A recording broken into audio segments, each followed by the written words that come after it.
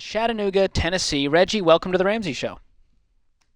Thank you for taking my call there, George. Absolutely. How can I help? Quick question.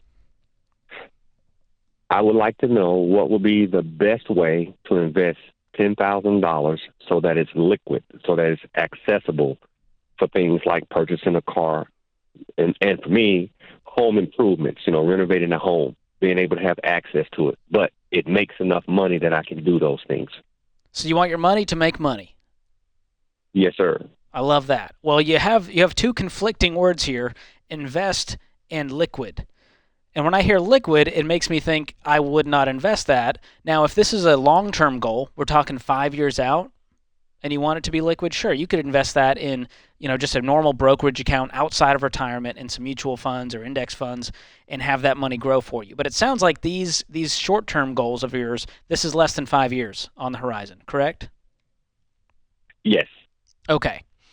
At that point, I know it's not fun, it's not that sexy, but I would park that in a high-yield savings account, which right now will get you about 0.5%.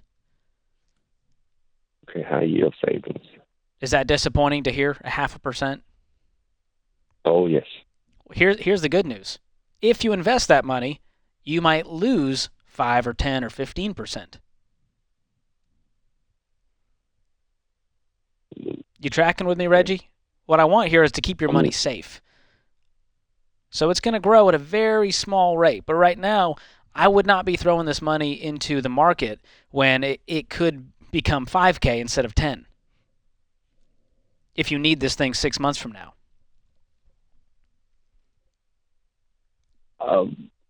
What if I just want to wait for a year, hold it for a year, and see what it has done for me, and then do the time horizon on that is still too short, where you're going to see it's too much of a roller coaster. When you look at the market on the long term, it's a steadier incline. But when you look at the short term, man, it is a roller coaster, and that money's going to get jostled around. And if you need that thing in under, within that under 3 year time frame, I just think it's real dicey to be investing that money. I mean, it's not going to turn into 20K. We're not going to go investing in some hot cryptocurrency and hope for the best year. We don't want to gamble this money away. You've worked hard for this money. And so the thing that you can do is protect it. So I would, if I'm you, I'm putting it in a high-yield savings account. Do you currently have any debt? No debt. No debt, and you have a fully funded emergency fund? Fully funded, yes. All right, and you're investing 15% into retirement? Yes. Okay, you're on track, Reggie. You're doing great. How old are you? 54. 54 years old. Fantastic. And what are those short-term goals that you mentioned? You said house repairs and what else? Home improvements. The house is a little dated. Want to improve it and add on. It's a ranch style, so add on garage and make room for purchase of a new vehicle instead of buying another used vehicle. They've always saying pay cash. Yeah, I would still pay cash. Are you a millionaire? Money to pay cash. Not yet. Okay. I'm on my way. Until you're there, I wouldn't be buying a brand new car. Now, you said new car. That may just mean upgrading to a nicer, slightly used car.